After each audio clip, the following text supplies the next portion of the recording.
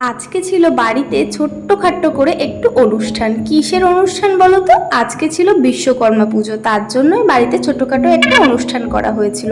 আর এইদিকে বোন গেছিল ঘুরতে, তার সেখান থেকেই আমাদের জন্য ছোটখাটো কিছু গিফট নিয়ে এসেছিল, সেগুলোই আমাদের সাথে শেয়ার করছিল আস্তে আস্তে। আর আমিও ছোট ছোট করে ক্লিপ নিয়ে রেখেছিলাম যাতে তোমাদের সাথে শেয়ার করতে পারি। এইদিকে পাশের বাড়ির থেকে প্রসাদ দিয়েছিল মা, সেটা নিয়েও এসেছিল। আর এদিকে শিবা খেলনা পেয়ে তো খুব খুশি হয়ে গেছিল।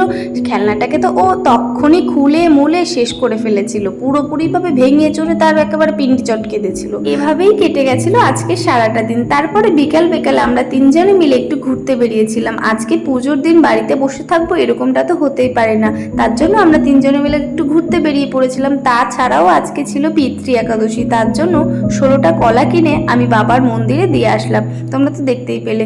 তো যাই হোক, তারপরে চলে এসেছিলাম আমি একটু ঘুরু ঘুরু করতে করতে চলে আসলাম সোজা ক্যাফেতে এসে দেখি বাবা বসারই তো জায়গা নেই। তারপরে কোনো রকমের জায়গা ম্যানেজ করে একটু বসে চা খেয়ে নিয়েছিলাম। তারপরে বেশিক্ষণ একটু বসিনি, তারপরে এই ক্যাফেটায় চলে এসেছিলাম।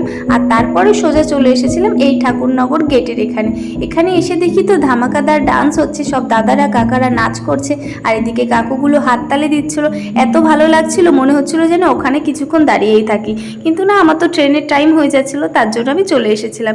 এসে দেখি মহারাজ আমার জন্য ওয়েট করছে, আর কি সব এগুলো কিনে নিয়ে এসেছিল আমার জন্য তো জানি না। তারপরে আমি একটু তেল ভরে নিয়েছিলাম, তারপর ট্রেনে উঠে বাড়ি চলে এসেছিলাম। Tata guys.